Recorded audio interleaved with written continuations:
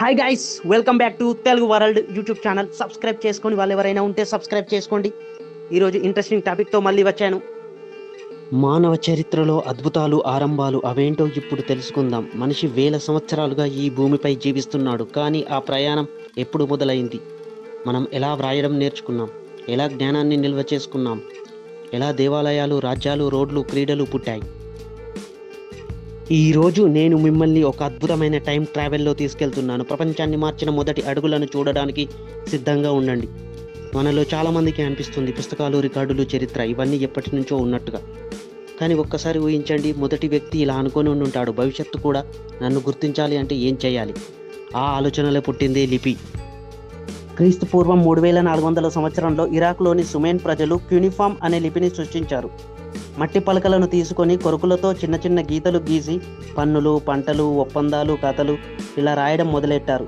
ఇదే ప్రపంచంలో మొదటి లిపి. సుమేరియన్లు ఆ రోజు లిపిని కనుగొనకపోయి ఉండుంటే అప్పటి జనాలు ఏం తిన్నారు, ఎలా ఉన్నారు, ఏం నమ్మారు, ఏం రాశారు అనేది రికార్డుల్లో ఉండేది కాదు. క్యూనిఫామ్ అనేది కేవలం లిపి మాత్రమే కాదు, వ్రాతల ప్రపంచానికి చేసిన మొదటి వెలుగు. చరిత్రలో జ్ఞానాన్ని సేకరించి మొదటి గ్రంథాలయం ఒక రాజు నిర్మించాడు. ఇరాక్కు చెందిన అసుర్బనిపాల్ అనే రాజు ఈ గ్రంథాలయాన్ని నిర్మించడం జరిగింది.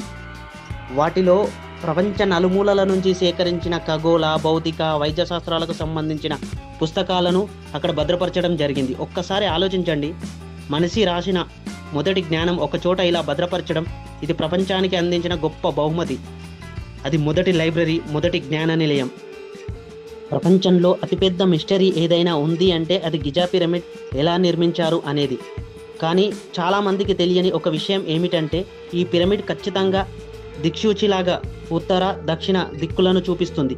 1 డిగ్రీ అటు ఇటుగా సరి సమానంగా చూపిస్తుంది. అయితే అప్పట్లోనే ఈజిప్షియన్లు టెక్నాలజీ లేకుండా, సరికొత్త యంత్రాలు ఏమీ లేకుండా గణితము, నీడ, సూర్యుడు, నక్షత్రాలు చూసి అంత ఖచ్చితత్వంతో పిరమిడ్ను అమర్చడం జరిగింది. ఇది నేటి ఇంజనీర్లకు కూడా ఆశ్చర్యం కలిగించే విషయం.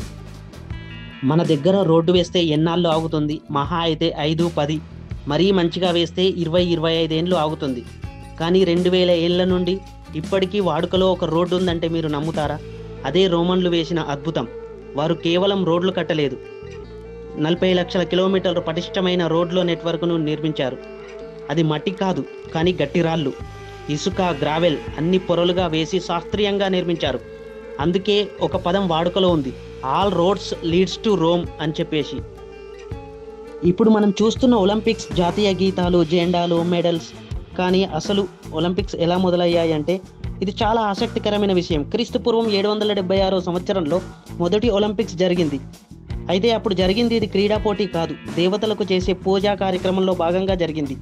పోటీదారులు పూర్తిగా నగ్నంగా పోటీ పడేవారు.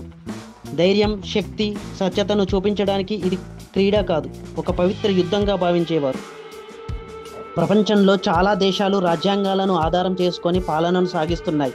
అయితే ఈ ప్రపంచంలో మొట్టమొదటగా రాజ్యాంగాన్ని రాసింది ఏ దేశం అనే విషయం తెలుసా? అది ఒక చిన్న దేశం, శాన్ మారినో.